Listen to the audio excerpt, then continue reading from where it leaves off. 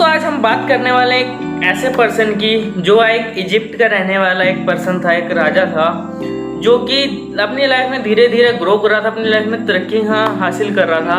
और जो उसके गांव के, जो उसके आसपास के लोग थे, उनके एक माइंड में, उनके एक दिल में एक अलग ही एक डिफरेंट इमेज बनी हुई थी, उसकी एक स्ट्रॉन्ग गुडविल बनी हुई थी उनके माइंड में। और लोग उसको काफ़ी ज़्यादा पसंद भी करते थे, और करे भी क्यों ना, क्योंकि वो उन लोगों के लिए, लोगों की इतनी ज़्यादा हेल्प करता, और लोगों के लिए बहुत ज़्यादा मतलब हेल्पफुल रहता था वो। मतलब जो भी, जिसको भी ज़रूरत होती थी वो हमेशा अवेलेबल रहता था। और उसके साथ में वो भगवान को भी याद करता था, भगवान को भी हर एक चीज़ के लिए वो थैंकफुल रहता था, ग्रैटिट्यूड के साथ में, कि भी जितना भी उसको मिला है वो सब ऊपर वाले की वजह से ही मिला है। और उसके पास में कितनी सारी सुप्रीम पावर भी थी, जो भी वो बोलता था मैक्सिमम टाइम वो चीज़ पॉसिबल हो जाती थी। तो मतलब एक ऐसा एक पर्सन भी होता है ना कि भी अपनी लाइफ में जो विलन की तरह प्ले करता है अपना रोल। एंड उसकी लाइफ में उसके चाचा जी थे जो चाहते थे कि भी इसकी सक्सेस को के ऊपर दाग लगाया जाए क्यों ना। तो उन्होंने क्या किया, उन्होंने एक लड़की को बुलाया एंड उस लड़की को उन्होंने कुछ पैसे दिए एंड उसको बोला कि भी इस आदमी के बारे में तेरे को ऐसा ऐसा बोलना है कि भी इसने तुम्हारा रेप किया एंड ये बात पूरे गांव में फैला दो।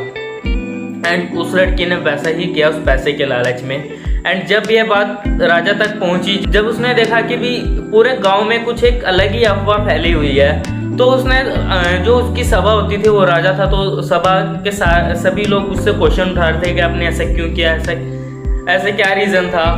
तो उस राजा ने बोला कि भी उस लड़की को बुलाया जाए। तो जब वो लड़की आई तो वो राजा के सामने झूठ नहीं बोल सकी, क्योंकि जो राजा के चेहरे पे जो नूर था उससे वो झूठ नहीं बोल सकी। उसने सब कुछ सच बता दिया कि मुझे तुम्हारे चाचा जी ने मेरे को इतने पैसे दिए थे और ये सब चीज़ें तुम्हारे चाचा ने करवाई थी, ऐसा ऐसा उन्होंने मेरे को बोलने के लिए कहा था, वो तुम्हारी सक्सेस को नहीं देख सकते थे, तो इसीलिए मैंने उनके कहने पर यह सब कुछ किया। तो उन्होंने उसी सभा में उसके चाचा भी खड़े हुए थे, उनके पैरों तले जमीन खिसक और उनके पैर कांपने लग गए उस टाइम पर। और जब उस राजा ने बोला कि भी, उस राजा ने अपने चाचा को बुलाया उसके बाद फिर, एंड उसने बोला कि भी तुमने ऐसा क्यों किया, तुमने सही नहीं किया मेरे साथ, ऐसा तुमको नहीं करना चाहिए था, तुम्हें कोई हक नहीं है यहाँ पर रहने का, तुम्हें तो धरती के नीचे धंस जाना चाहिए। तो जो उसके शरीर का आधा हिस्सा वो धरती के नीचे धंस जाता है। और ऐसा इसलिए हुआ क्योंकि जो गॉड था, गॉड ने पूरी परमिशन दे रखी थी उस टाइम पर कि भी जैसा भी ये बोले वैसा तुम्हें करना है। नेचर के पास फुल छूट थी, जैसे जैसा राजा बोलेगा वैसा वैसा करने की। तो वो जो उसके चाचा जी थे उन्होंने काफ़ी ज़्यादा रिक्वेस्ट की, काफ़ी ज़्यादा वो माफ़ी मांग रहे थे उससे कि भी मेरे को माफ़ कर दो, मेरे से गलती होगी, नेक्स्ट टाइम मैं कभी भी ऐसा नहीं करूँगा, मेरे को सबक मिल चुका है अपना, मेरे को माफ़ कर दो। तो वो बोलता नहीं नहीं, तुम्हें कोई माफ़ी नहीं मिलेगी, तुम्हें तो ज़मीन के नीचे धंस जाना चाहिए। वो उसका इतना हिस्सा ज़मीन के नीचे धंस जाता है, सिर्फ उनकी गर्दन नज़र आ रही होती है। वो एक बार फिर रिक्वेस्ट करते हैं कि भी मेरे को माफ़ कर दो, मेरे से गलती हो गई, मैं आइंदा ऐसा कभी भी नहीं करूँगा। तो वो बोलता है नहीं नहीं, तुम्हें कोई हक नहीं है, तुम्हें तो बिल्कुल धंस जाना ही चाहिए। तो उसका पूरा शरीर ज़मीन के अंदर धंस जाता है एंड ऑन द स्पॉट उनकी डेथ हो जाती है। सो यहाँ पर क्या हुआ, यहाँ पर उसने 3 बार रिक्वेस्ट की। भगवान ने बोला उस बंदे ने 3 बार तुम्हारे सामने इतना गिड़गिड़ाया, इतना वो बंदा अपनी 3 बार तुमसे रिक्वेस्ट कर रहा था, अपनी माफ़ी मांग रहा था, तुम्हारे सामने गिड़गिड़ा रहा था अपनी जान के लिए, और तुमने उसकी एक भी नहीं सुनी। अगर मैं होता तो उसको माफ़ करता, तो उसको एक मौका जरूर देता, बट तुमने एक भी नहीं सुनी उसकी। और यहाँ पर भगवान का रोल तो बाद में आता है, बट पहले तो हम ह्यूमन बींग्स का आता है। हम लोगों के अंदर एक ऐसी एक गंदी चीज़ है हम सभी लोगों के अंदर, जो कि एक दुश्मनी जैसे एक बदले की भावना हमारे अंदर जाग जाती है। जैसे कि कई बार क्या होता है, अगर कोई हमारे साथ बुरा करता है तो हमारे दिमाग में आता है कि भी उसने मेरे साथ ऐसा किया तो मैं भी उसके साथ में ऐसा करूँगा। और इसी सिचुएशन में जो हमारी सेल्फ इमेज, जो हमारी गुडविल मार्केट में बनी होती है, वो उसी टाइम पर डाउन हो जाती है, उसी टाइम पर गिर जाती है कि अभी ये बंदा सही नहीं है। एंड जिस बंदे ने सबसे पहले गलती की थी ना, उसको इतना ज़्यादा इफेक्ट नहीं होता, उसकी इज्जत उल्टा बढ़ने लग जाती है। सो आज से करना ये है, कभी भी ये मत करना कि भी उसने ऐसा किया तो मैं भी उसके साथ में ऐसा किया।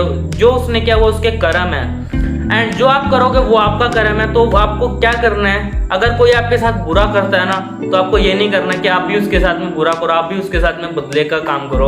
और गांधी जी भी यही कहते थे ना, अगर कोई आपके गाल पे एक चाटा मारे तो अपना दूसरा गाल आगे कर दो। और कब तक मारेगा सामने वाला, कब तक आपको हर्ट करेगा? एक टाइम ऐसा आएगा ना, वो थक जाएगा आपके ऊपर, मतलब आपको मारता मारता आपको मतलब नीचे कितना गिरा सकता, कोई इंसान कुछ नहीं कर सकता।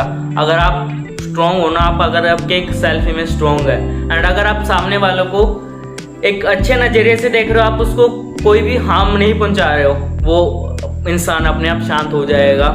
चाहे तो आप एक मूवी भी देख सकते हो, मूवी आई थी एक लगे रहो मुन्ना भाई, उसमें भी यही चीज हो रही थी, उसमें भी एक दूसरे के साथ दुश्मनी वाली चीज ही चल रही थी।